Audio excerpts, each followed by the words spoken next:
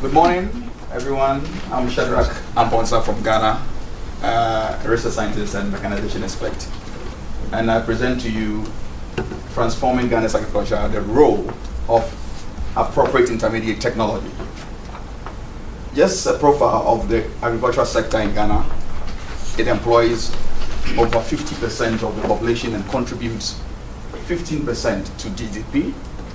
And one thing that is unfortunate to say is that we still import almost more than 40% of our food needs in Ghana, after all this 50% of population working in agriculture. From my research, I've realized that agricultural workforce is aging, and it's quite devastating to know that when you ask some of my students in the class, will you want to be a farmer? None of them really wanted to be a farmer, which is something that threatens our agriculture. Why? Because of the high drudgery that is involved. It is to this end that the government in 2007 decided to bring in agricultural mechanization service centers to be able to help provide mechanization support for farmers. Unfortunately, these systems and programs failed woefully.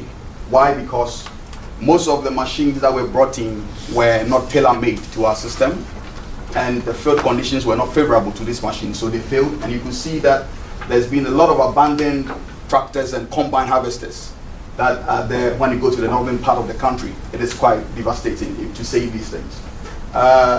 This, I think, is the failure analysis that I've come up with through my research. When we talk about agricultural mechanization, we have 3 levels: basic, intermediate, and advanced. And with the basic, we are talking about hand tools. And then we're talking about the advanced systems, where we see those happening in the developed world. And you can see the heavy machinery, heavy duty systems, heavily sophisticated computerized systems. And then we have the intermediate, which comes in between the two.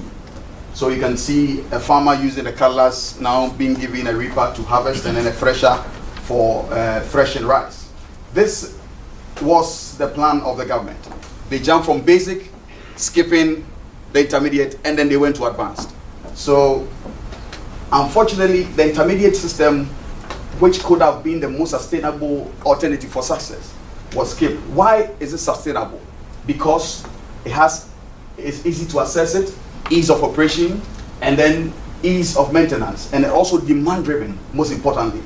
Now, what are the opportunities for the sustainability of such intermediate technologies that we are talking about? In my research work, I've come up with this, and we realize that using intermediate systems actually is economically viable to these farmers than the basic and the advanced systems. And it offers a lot of good profit for these farmers.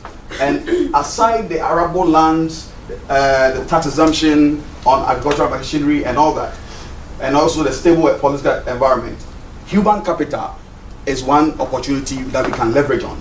Because there are a lot of graduates who have finished school, and you ask them, what are you doing? I'm not doing nothing. Meanwhile, they have good opportunity to actually come and help this system to be sustainable in terms of appropriate mechanization.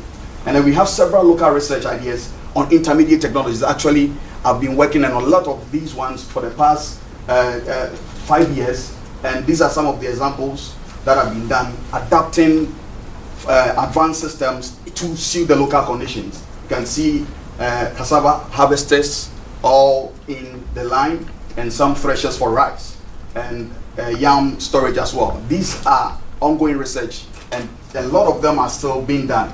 So these are things that actually we can leverage on. I believe that the West cannot solve all of Ghana's problems. We need to really identify innovative ideas that we have. It's already there to be able to help sustain agriculture.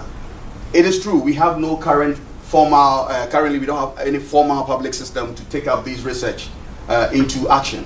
But then I believe that, as Nelson Mandela once said, he says that it's impossible until it's done. It always seems impossible until it's done. It's time for us.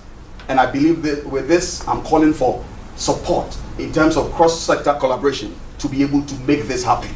We can do it. A sustainable financial system to be able to bring all these wonderful ideas, employ our people, and then make sure that they are doing something to bless their country. The impact is enormous in terms of fulfilling the Sustainable Development Goals of no hunger and poverty. And I believe that this is the way to go. Come, let's do it together. Thank you very much.